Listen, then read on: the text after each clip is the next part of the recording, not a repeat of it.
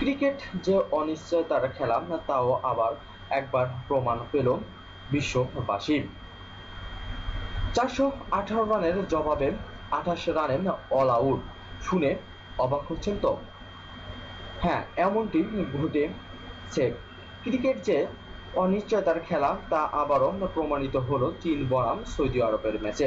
শনিবার ICC world cricket league Asia region division ওয়ানডেতে ম্যাচে মুখোমুখি হয় দুই দেশ। সৌদি আরব 418 রানের জবাবে মাত্র 28 রানে গুটিয়ে গেল চীন, তাও আবার মাত্র 12.4 ওভারে। থাইল্যান্ডের চিয়াংমাই শহরে জিমখানা ক্লাব এর সাক্ষী। সৌদি আরবের কাছে এত বড় হারে রীতিমতো রেকর্ডের খাতায় নাম লিখিয়েছেন চীন। এর আগে 2008 সালের আগস্টে ওয়ানডে ম্যাচে নিউজিল্যান্ডের কাছে 290 রানে হেরেছিল আয়ারল্যান্ড।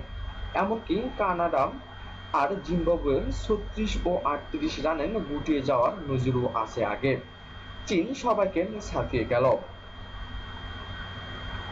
এদিন মোহাম্মদ আফজালের 120 ও শোয়েব আলীর 91 রানে ভর করে সৌদি আরব তোলেন 418 রান।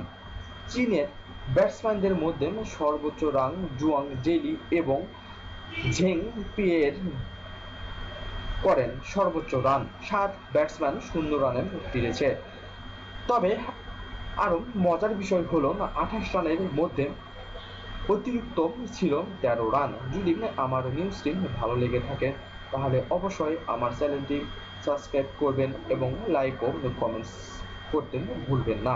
ধন্যবাদ সবাইকে।